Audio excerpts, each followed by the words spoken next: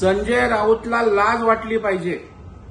खरं म्हणजे आमचे नेते अमितभाई शहा हे दरवर्षी लालबागच्या राजाच्या दर्शनाला येतात, तसेच ते उद्याही लालबागच्या राजाच्या दर्शनाला येत आहेत। परंतु त्या ठिकाणी अमितभाई मौज मस्ती करायला मुंबईत येत आहेत, अशा प्रकारचं घृणास्पद वक्तव्य करून संजय राऊतांनी लालबागच्या राजाचा, आमच्या दैवताचा या ठिकाणी अपमान केलेला आहे आणि केवळ मुस्लिम मतांच्या लाचारीसाठी हिंदू विरोधी भूमिका घेण्याचं या ठिकाणी संजय राऊत करतायत, हे आता लपून राहिलेलं नाही।